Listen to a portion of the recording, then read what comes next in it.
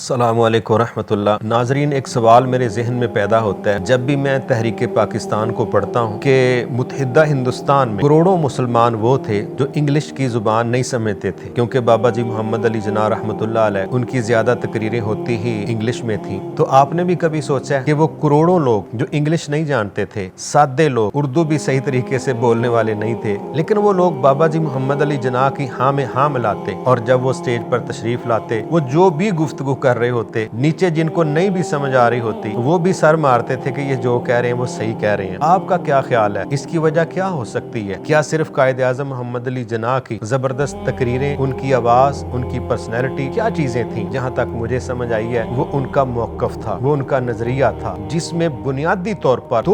دو قومی نظریے کے نام پر انہوں نے ہندوستان کے اندر یہ آواز کھڑی کی کہ یہاں ہم دو الگ الگ قومیں آباد ہیں، ایک ہندو ہیں، دوسرے مسلمان ہیں، ہم دونوں ہر لحاظ سے مختلف ہیں، ہمارا کچھ بھی بطور مسلمان ہندوؤں کے ساتھ مشابہت نہیں رکھتا۔ میں حیران ہوتا ہوں، 150 کے قریب وہ مقامات ہیں، وہ تقریروں کے اقتباسات ہیں جس میں بابا جی محمد علی جناح رحمۃ اللہ علیہ نے بار بار پاکستان کو اسلام کے ساتھ جوڑا ہے۔ اللہ کی قسم آج بھی میرا یقین ہے اگر یہ بات ہوتی جو آج کا عام بندہ پیش کرنا چاہتا ہے یا بعض لبرل اور سیکولر لوگ بات کرنا چاہتے ہیں، میں نے اس کو قبول کرتا۔ مجھے یقین ہے عام سادہ ان پڑھ لوگ جو کروڑوں کی تعداد میں تھے، وہ صرف زمین کا الگ ٹکڑا لینے کے لیے کبھی بھی بابا جی کا ساتھ دیتے ہوئے مجھے تیار نظر نہ آتے۔ کیوں؟ بابا جی کی اپنی تقریروں میں یہ الفاظ ہیں، ان کے جملے بڑے خوبصورت ہیں۔ وہ کیا فرماتے ہیں؟ وہ کہتے ہیں ہمارا مقصد پاکستان کے نام پر الگ سے ایک زمین کا ٹکڑا لینا نہیں ہے، یہ دو ٹوک انہوں نے بات کی، بلکہ ہم چاہتے ہیں کہ اسلامی اصولوں کو آزمانے کے لیے، نافذ کرنے کے لیے ہم ایک ایسی تجربہ گاہ مل جائے جہاں اسلامی اصولوں اور قوانین کی روشنی میں ہم اپنا نظام حکومت چلائیں، اور دنیا نے جس طرح ماضی میں اس سے فائدہ اٹھایا، سیم اسی طرح اس دور کے لوگ بھی اسلامی اصولوں کے تحت اپنی زندگی گزار کے فائدہ اٹھا سکیں۔ ایک جگہ نہیں، میں نے بتلایا 150 کے قریب اقتباسات ہیں جو ان کی تقریروں میں اس بات پر دلالت کرتے ہیں کہ بابا جی نے اسلام اور پاکستان کو کبھی بھی الگ طریقے سے بیان نہیں کیا۔ یہی وجہ ہے کہ جب عام سادہ لوگ، مسلمان بالکل سادے لوگ لیکن مخلص، کس کے ساتھ؟ اسلام کے ساتھ، واللہ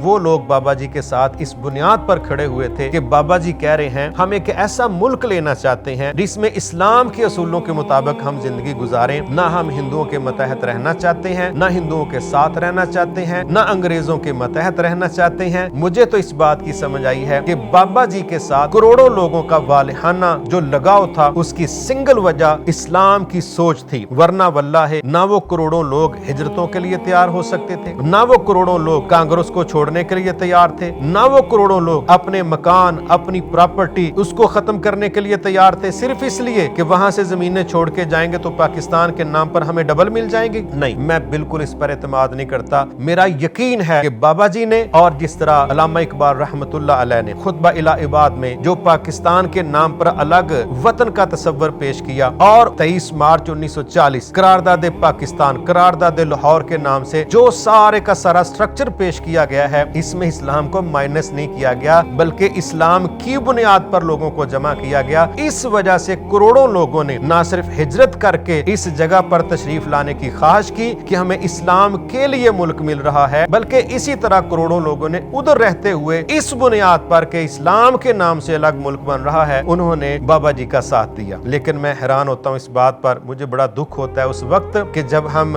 پاکستان کو ایک سیکولر ملک کے نام پر ایسا ویژن، ایسی اسٹیٹ بنانا چاہتے ہیں کہ جس کے اندر آ کے اسلام مخالف رویے تو نظر آئیں لیکن پرو اسلام رویے نظر نہ آئیں۔ بڑا دکھ ہوتا ہے اس وقت جب لبرلزم کے نام پر پاکستان کو قوانین کی روشنی میں ایک ایسا سٹیٹس دینے کی کوشش کی جاتی ہے کہ جہاں اللہ رحم فرمائے اسلام اور اہل اسلام کے لیے تو بے شمار پابندیاں ہیں، لیکن دوسروں کو ایسے دروازے کھول کے دیے جاتے ہیں جس میں وہ ہمارے دین پر حملے بھی کریں تو ان کو پوچھا نہ جائے، وہ ختم نبوت پر ڈاکے بھی ڈالیں تو ان سے سوال نہ کیا جائے، اور وہ باہر کی مدد کے ساتھ پاکستان کا تاثر اسلام کے خلاف پیدا کریں تو اس پر بھی ان کو کوئی پوچھنے والا نہ ہو۔ یہ رویے بہرحال چل رہے ہیں۔ تو میں یہ سمجھتا ہوں کہ یقینی طور پر اسلام اور پاکستان کو آپس میں مرج کر کے جو تحریک پاکستان کا سفر کیا گیا تھا، اس کی وجہ سے سادے ان پڑھ مگر مخلص لوگوں نے بابا جی محمد علی جناح کی تقریروں میں اور ان کے موقف میں اپنا آپ شامل کر کے ثابت کیا کہ اسلام کے لیے ہمارا سب کچھ حاضر ہے۔ اس لیے میری تو یہی گزارش ہے، اللہ کے لیے ہم آج بھی 75 سالوں سے جس طریقے سے وقت گزار رہے ہیں، بڑے تجربے ہوئے اور بڑی بڑی لیبارٹریوں نے تجربے کیے، اللہ کے لیے بانیان پاکستان کا جو موقف اور نظریہ تھا اس کو سامنے رکھ کے آج بھی پاکستان کو اسلام کے ساتھ مکس کر کے چلائیں۔ انشاءاللہ